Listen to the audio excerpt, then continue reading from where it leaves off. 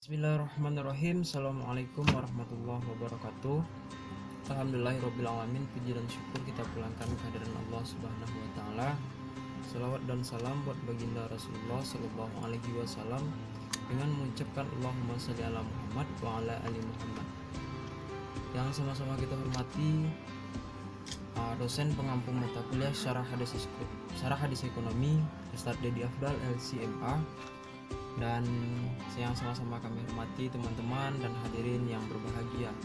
Baik, di sini saya Muhammad Fauzan Al-Faruq akan membahas tentang hadis Ba'i As-Salam. Sebelum kita lanjut kepada hadis Ba'i As-Salam tersebut, kita perlu mengetahui apa sih itu Ba'i As-Salam. Secara bahasa, salam atau al-ita dan al-taslih keduanya bermakna pemberian.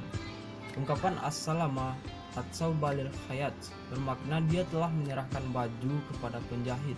Sedangkan secara istilah syariah, akad salam sering didefinisikan oleh para fuqaha secara umum menjadi jual beli yang disebutkan sifatnya dalam tanggungan dan imbalan atau pembayaran yang dilakukan saat itu juga. Berarti pembayaran dan imbalan itu terjadi dan berlangsung secara langsung pada saat itu juga.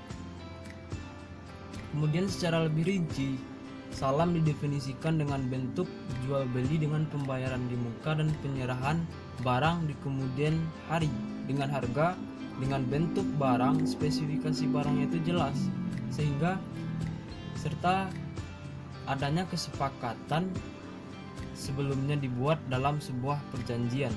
Jadi begitu. Kemudian landasan syariah tentang transaksi Ba'i As-Salam ini terdapat dalam Al-Quran dan hadis.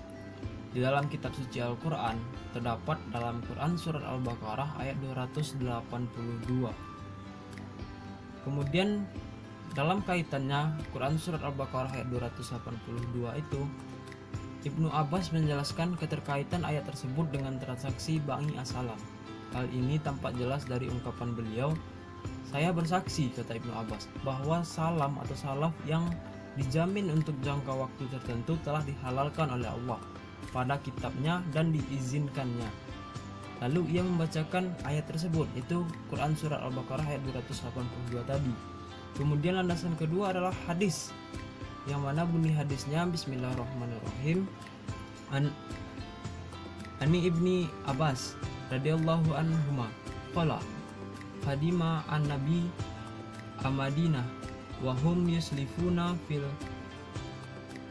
asmirah asanata wasanataini wa qala man aslafa fil tamri wal tuslifuna fil khayli ma'lum wa zawni ma'lum ila ajalin ma'lum muttaqafa alaihi waliju'ari man aslafa fi sayyi, yang mana artinya Ibnu Abbas berkata, Nabi Shallallahu alaihi wasallam datang ke Madinah dan penduduknya biasa meminjamkan buahnya untuk masa 1 dan 2 tahun.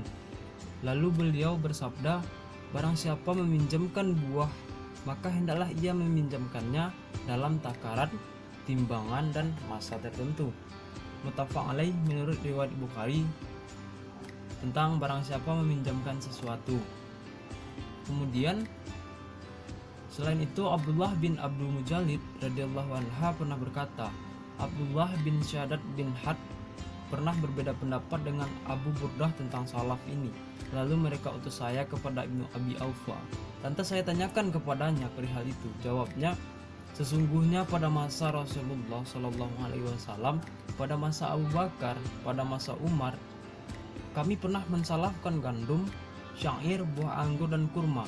Dan saya pernah pula bertanya kepada Ibnu Abza, jawabnya pun seperti itu juga. Hadis riwayat Bukhari.